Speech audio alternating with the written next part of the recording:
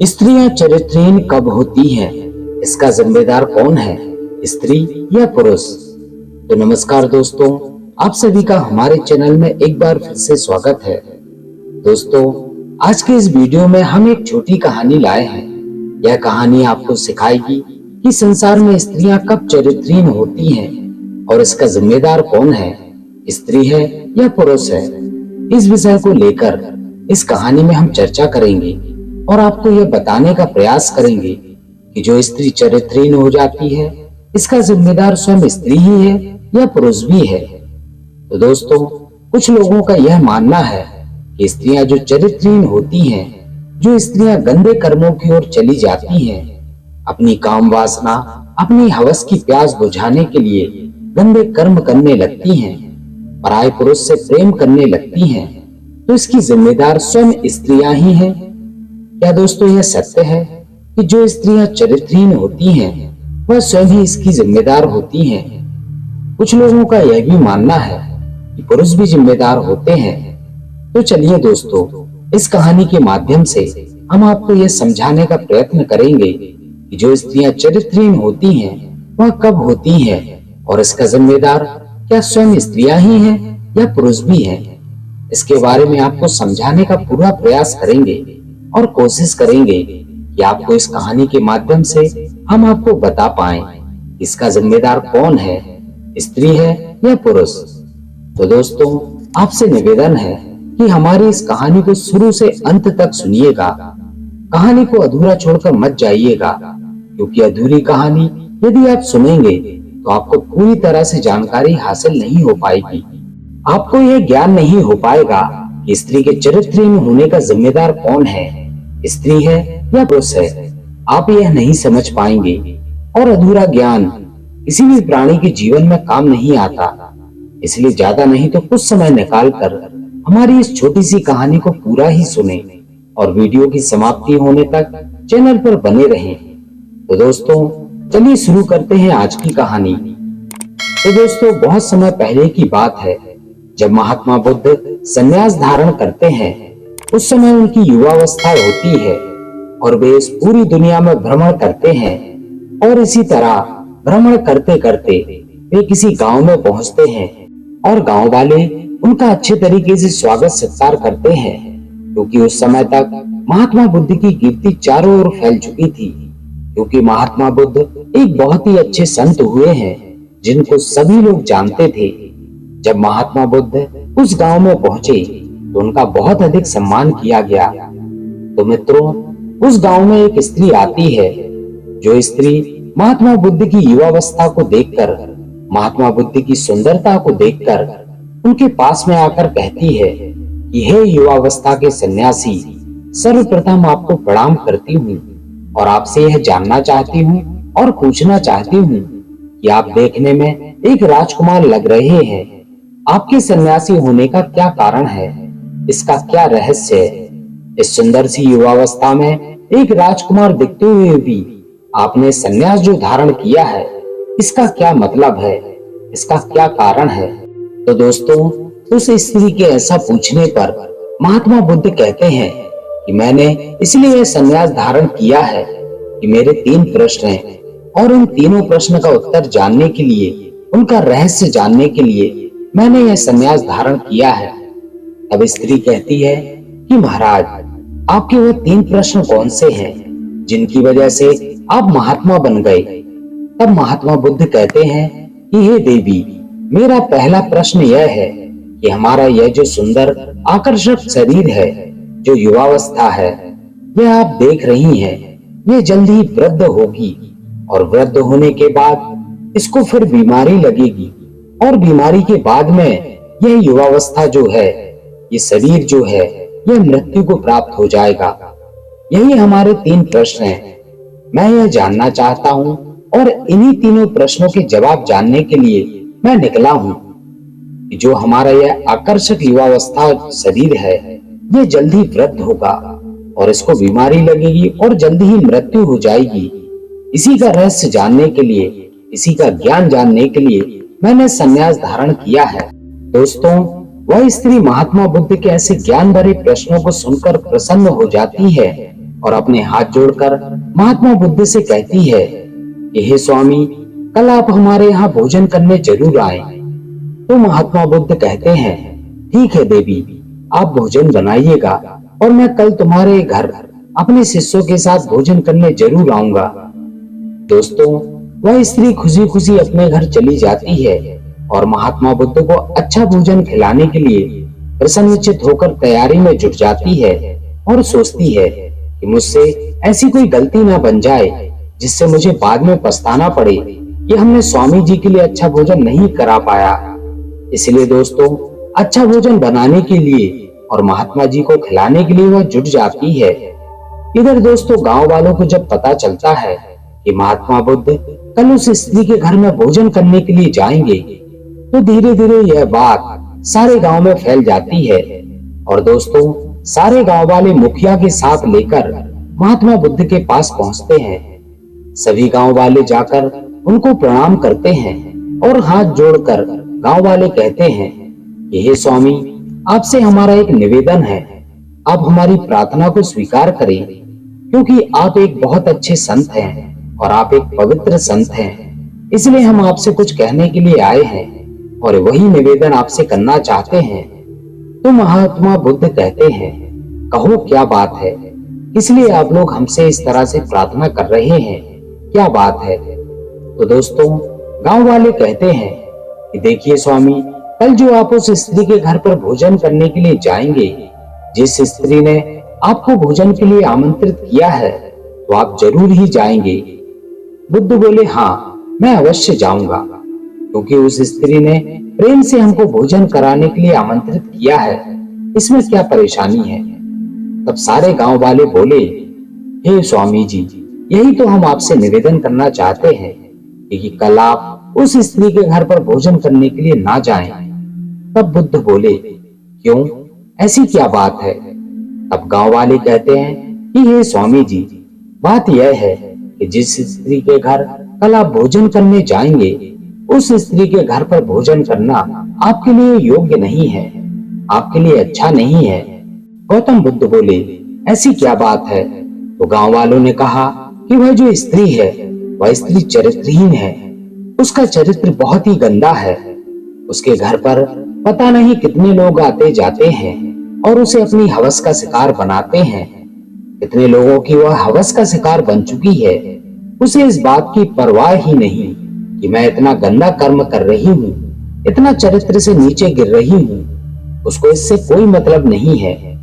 इसलिए वह इस गांव की नजर में और इस क्षेत्र की नजर में भी गिरी हुई है और बहुत ही गंदे चरित्र की स्त्री है। और आप एक पवित्र संत हैं, इसलिए उसके यहाँ पर भोजन करने के लिए मत जाएं, क्योंकि उस स्त्री के घर पर यदि आप भोजन करेंगे तो आप अपवित्र हो जाएंगे। आपका मानसिक संतुलन भी बिगड़ सकता है और आप भी गंदे कर्मों की ओर जा सकते हैं। इसलिए हम चाहते हैं कि आप एक अच्छे संत हैं और आप गंदे कर्मों की ओर आपका मन ना जाए, इसलिए हमारी प्रार्थना को स्वीकार करें। दोस्तों, गांव वालों के ऐसा कहने पर महात्मा बुद्ध थोड़ा मुस्कुराए और उसके बाद में जो गांव के मुखिया गए हुए थे, उन्होंने अपने पास में बुलाया और कहते हैं कि गांव के मुखिया, तुम भी क्या यह सत्य मानते हो कि वह स्त्री चरित्रहीन है, उसका बहुत ही गंदा चरित्र है?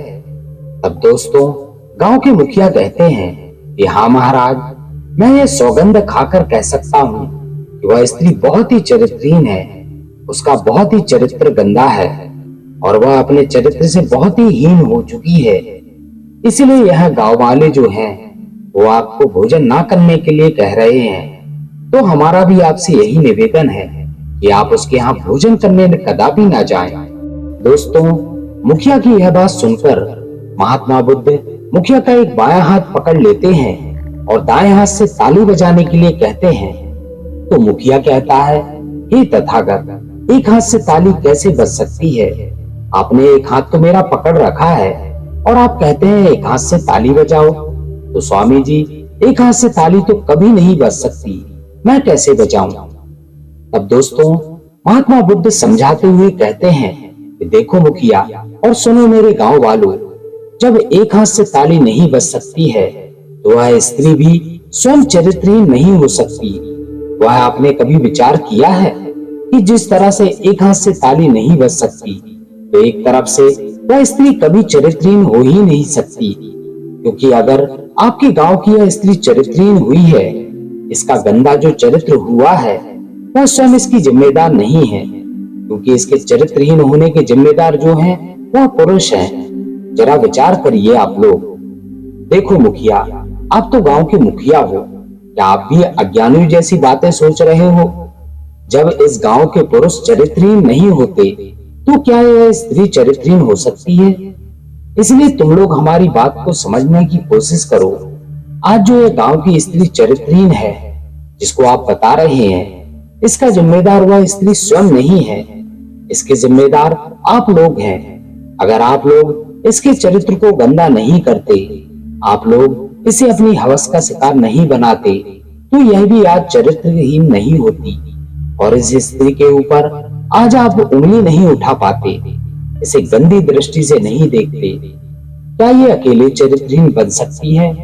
क्या यह अपना चरित्र अकेले ही गंदा कर सकती है? बिल्कुल नहीं, क्योंकि इसका चरित्र अगर गंदा है तो आप लोगों ने किया है, आप लोग इसके जिम्मेदार हैं। और आप लोग कह रहे हैं कि आप इसके यहाँ भोजन करने के लिए ना जाओ। मुझे कोई नहीं रोक सकता, मैं उसके घर पर कल भोजन करने के लिए अवश्य जाऊंगा। दोस्तों, महात्मा बुद्ध के ऐसा समझाने पर गांव के मुखिया और सभी गांव वाले लज्जित हो जाते हैं और अपना सिर नीचे झुका लेते हैं, हाथ जोड़कर उनसे क्षमा याचना करते हैं कि हे स्वामी, हम आपको समझ नहीं पाए, हम आपको पहचान नहीं पाए। आप सत्य ही कहते हैं कि जो स्त्री चरित्रहीन होती है वह स्वयं नहीं होती, उसका जिम्मेदार एक पुरुष ही होता है। अगर पुरुष उसे अपनी हवस का शिकार बनाने के लिए उसके पास ना जाए, उसके साथ गंदा और घिनौना काम ना करे, तो स्त्री कभी चरित्रहीन नहीं हो सकती। स्त्री तो हमेशा चरित्रवान बनी रहेगी। दोस्तों, सारे गांव वाले इस तरह से लज्जित होकर महात्मा बुद्ध से क्षमा मांगते हैं और फिर वहां से चले जाते हैं। जब अगला दिन होता है तब बड़ी खुशी के साथ महात्मा बुद्ध अपने कुछ शिष्यों को लेकर उस स्त्री के घर पर जाकर भोजन करते हैं और उसे समझाते हुए कहते हैं कि आपके ऊपर जो गांव वाले उंगली उठा रहे हैं, ये आपका चरित्र गंदा है, आप चरित्रहीन हैं। तो आज के बाद आप यदि हमें मानती हैं, हमारे ज्ञान को मानती हैं, तो आज से यह कर्म करना बंद कर दो और चरित्रहीन होने से हमेशा बचो। बेटा, यही हमें तुमसे उम्मीद है, क्योंकि आज सारे गांव वालों ने हमसे यहाँ क्षमा मांगी है, क्योंकि आज आप चरित्रहीन हुई हैं, तो इसका जिम्मेदार स्वयं आप नहीं हैं, इस गांव के पुरुष हैं। और आज के बाद कोई भी पुरुष आपको अपनी हवस का शिकार बनाने के लिए नहीं आएगा, ऐसा हमारे अंदर विश्वास है। दोस्तों, वह स्त्री क्षमा मांगती है, खुशी खुशी भोजन कराती है और संकल्प करती है कि आज के बाद मैं ऐसा घृणित कर्म हमेशा के लिए छोड़ती हूँ और परमात्मा का आज के बाद में ध्यान करूंगी। दोस्तों, खुशी खुशी भोजन करने के बाद महात्मा जी अपने शिष्यों को लेकर बाहर के लिए चले जाते हैं। तो दोस्तों, यह कहानी हमें सिखाती है कि स्त्रियां जो चरित्रहीन होती हैं वह कब होती हैं? वह जब ही होती हैं जो पुरुष उन्हें चरित्रहीन होने पर मजबूर कर देते हैं, जो उन्हें अपनी हवस का शिकार बनाने के लिए मजबूर करते हैं। इस तरह से स्त्रियां चरित्रहीन हो जाती हैं और इसका एक जिम्मेदार केवल पुरुष ही है, स्त्री कभी नहीं है।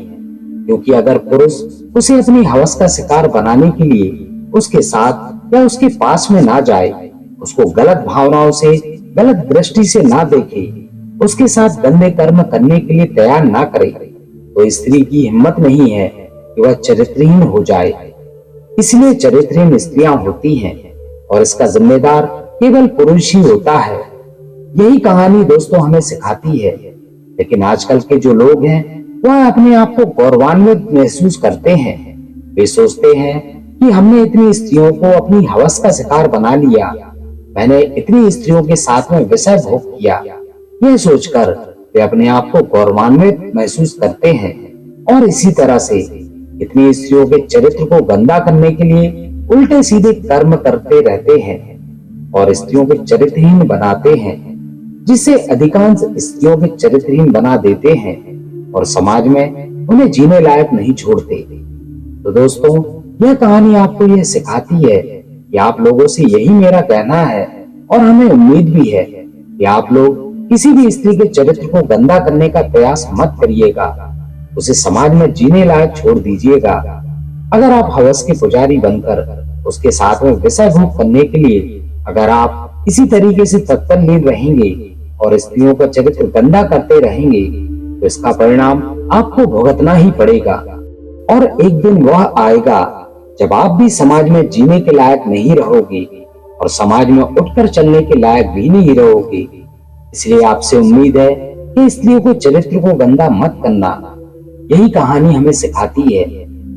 तो दोस्तों, आपको हमारी आज की कहानी कैसी लगी अपने कमेंट के माध्यम से हमें जरूर बताएं और साथ ही यदि कहानी पसंद आई हो तो वीडियो को लाइक व अपने प्रियजनों में शेयर करना ना भूलें। इसके साथ ही जो भी मित्र हमारे चैनल पर नए हैं वे चैनल को सब्सक्राइब जरूर करें और बेल आइकन प्रेस करके ऑल करें ताकि आगे आने वाली वीडियोस की नोटिफिकेशन आपको समय पर मिलती रहे। तो दोस्तों, इस वीडियो में बस इतना ही। मिलते हैं ऐसे ही किसी अन्य ज्ञानवर्धक वीडियो में। बहुत बहुत धन्यवाद।